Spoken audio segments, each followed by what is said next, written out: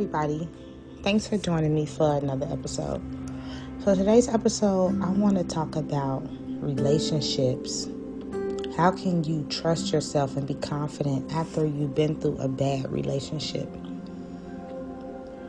How can you learn to trust yourself after a bad relationship? Be more confident in yourself. So I want to just work on different tips and different steps that you can build.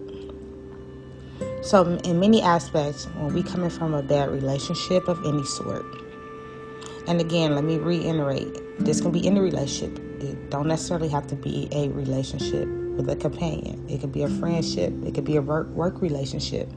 Just any type of relationship that we may have. So one of the things I want to touch on is just take time for yourself.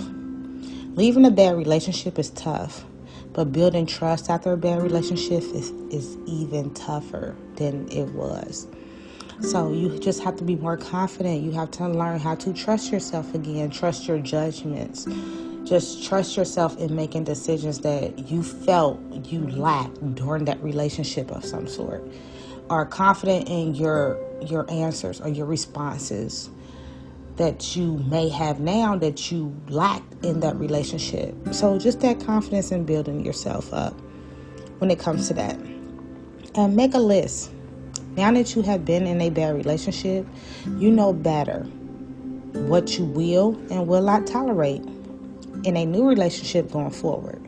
So most of the things you already know. You know the signs, you know what you will not tolerate. You know what you will tolerate. You know what you have wiggle room with. So you have to build on that. You have to be confident on that. You have to be confident in your judgment.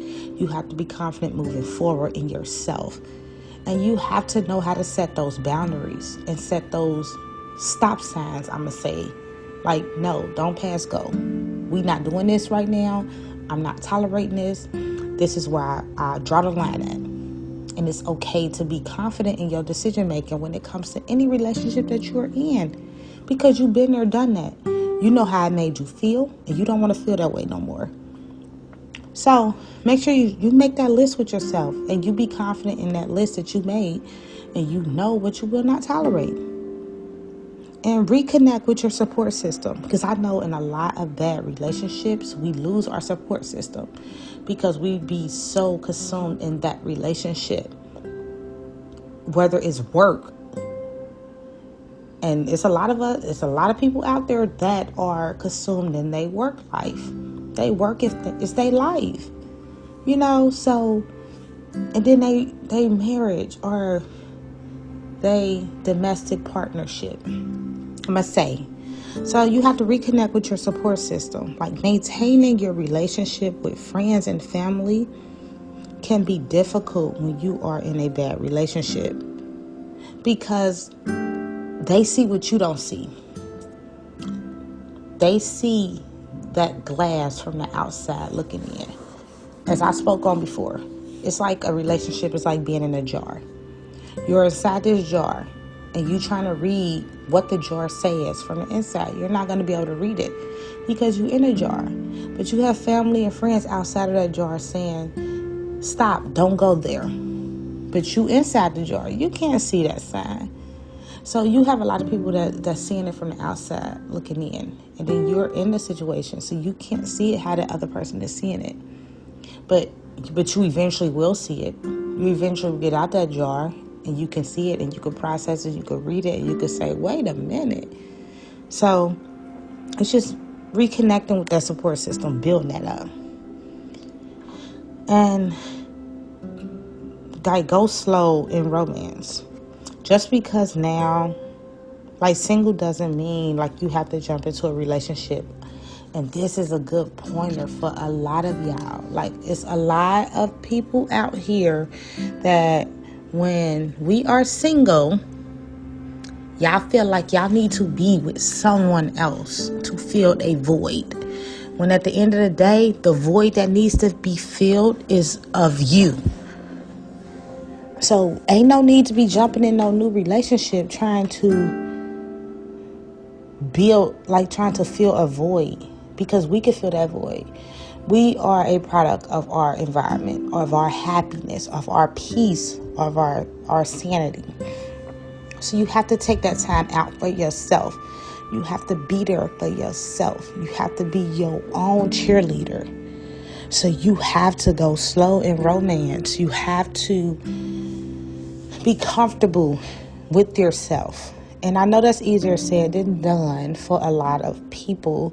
But once you enjoy your own peace and your own company, it'll be easier to take those other steps. It'll be easier to take time out for yourself and understand yourself and learn yourself, your dislikes. It'll be easier to reconnect with your support system.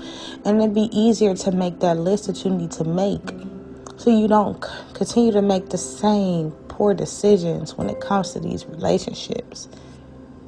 Because we have to take time out for ourselves. We have to understand ourselves. We have to understand our likes.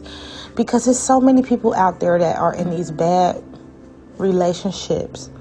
And they can't understand why they keep continuing to be in these poor relationships. But it's because you're not taking time out for yourself. You're not understanding yourself. You're not getting to know yourself. You're not being comfortable with yourself because you feel like you need another person to fill a void that you are missing, when we have to understand that that other person cannot fill no void in your life. Only you can do that. Only you can fill that void that you need to feel, that you are looking to fill with somebody else. And then how to build the confidence and trust yourself is you have to take small steps, and daily actions will help build confidence and trust in yourself. Like, develop a self-care routine and good daily habits.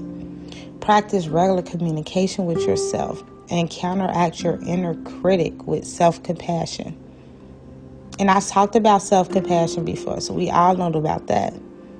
And you have to be compassionate with yourself. You have to learn yourself. You have to trust yourself. You have to be your authentic self.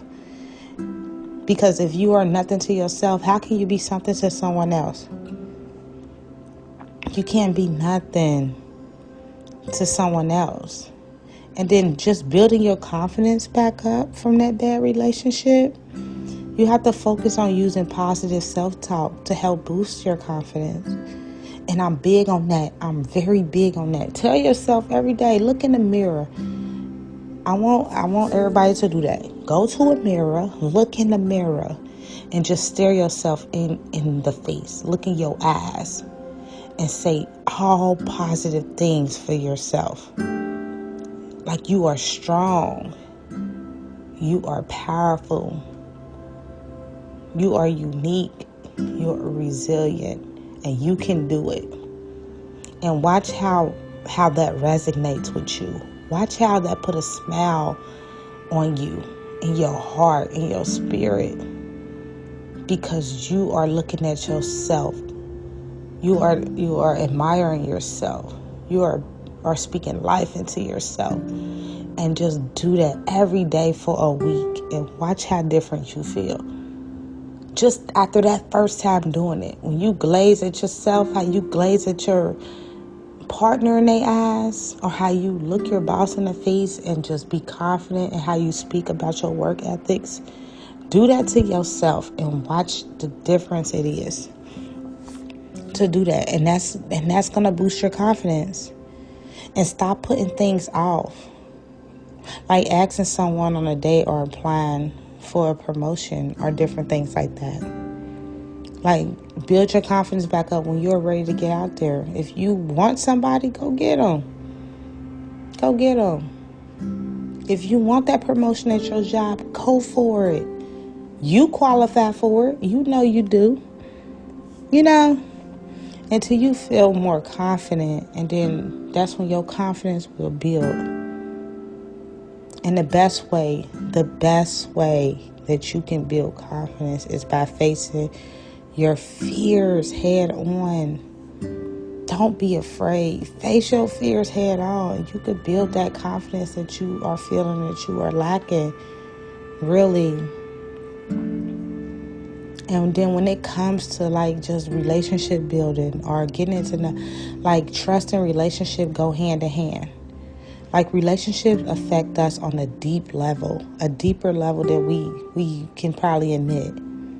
So it's no surprise that when a relationship goes wrong, it can make it difficult to be vulnerable with someone new and start building trust after a bad relationship immediately, which is why you need to take time for yourself. When a partner breaks your trust or betrays you through especially infidelity, that's a big one, y'all. It can make it hard to put your faith in a romantic partner. You can develop relationship trust issues while still recovering from a bad relationship, which is why you should not jump into another one, which is why you need to take time for yourself, which is why you need to make that list, which is why you need to reconnect with your support system and go slow on your romance. And then once you're in that relationship, you have to learn to communicate with your partner, with your friend, with your coworkers, boss, whoever. Whether you are starting a new relationship or have been with someone for years or have been in a situation for years, communication is big for me. That goes a long way. Communication is going to be the most important tool for maintaining a healthy bond or a healthy relationship with anybody. If you are starting a new relationship, a new job, friendship, anything, you should communicate openly with whoever you are dealing with about anything that you need to communicate with, that you feel is of importance in that relationship. Like, tell them how to treat you. Tell them how they make you feel. And explain honestly to whoever about how you may be triggered by certain behaviors or phases for a while. Because they need to know that. Now, we don't have to jump out the gate and tell them certain things, but it's important to have that open dialogue, to create an open dialogue in any relationship that you have, because communication is a very big to me. And you have to understand, any relationship that you are going into after a poor relationship, it is not your previous one.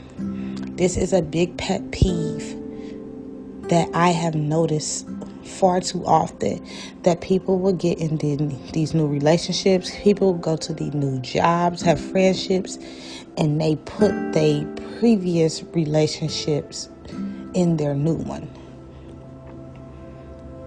And it's like this is something new. You have to be open to that new. If you want to learn building trust after any poor relationship, you will need to remind yourself that it is not your previous relationship. You have done nothing to make, this relationship did nothing to make you question anything. So why are you bringing in your old troubles to your new one? Which is why I'm big on, you have to heal from previous before you get to the new one. Now, jobs are different than actual companion relationships, because you can leave a job, but you need to make your money. You need to live. You need to pay your bills. So you got to go to a new one. So in that instance, you have to go in that with an open mind. But you can't go in that just on guard thinking that they're going to treat you how the previous job treats you, unless you are internal transferring with the same organization. But even in that sense, you still have to give that grace and you have to give it a chance. But relationships, if you got into a bad relationship,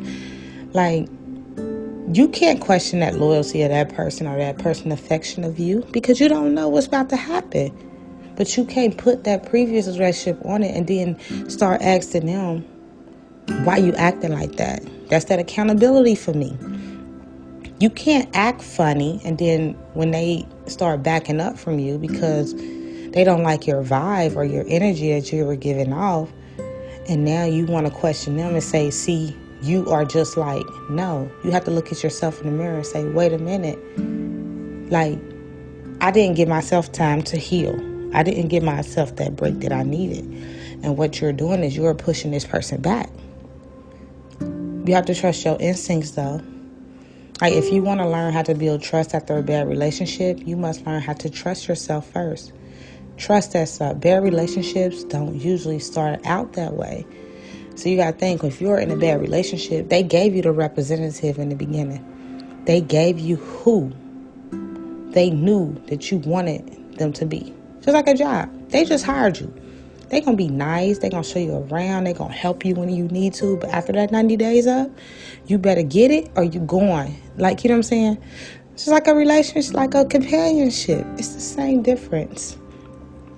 So it's like bad relationships don't start off that way. So at first, you may have been very happy with your partner or whomever or your job.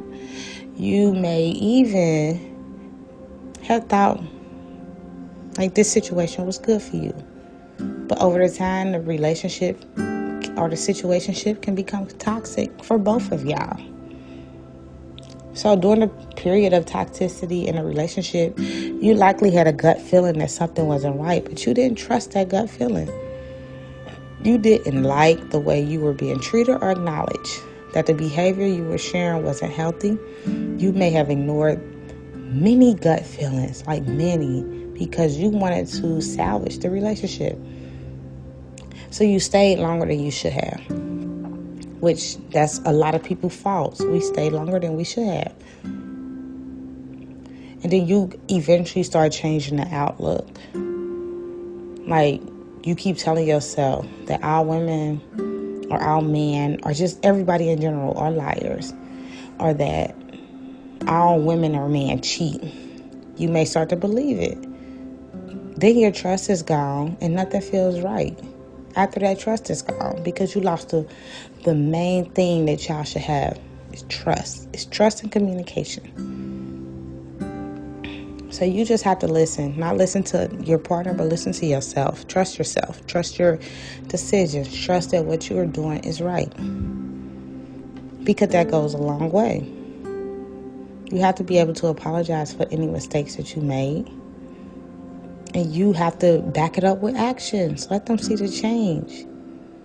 And then set goals. I always talk about setting goals for your careers, but set goals for your relationships as well. And meet those goals. Hold yourself accountable for different things that you want done in that relationship. And you have to be transparent. Transparency in a relationship is it's the importance.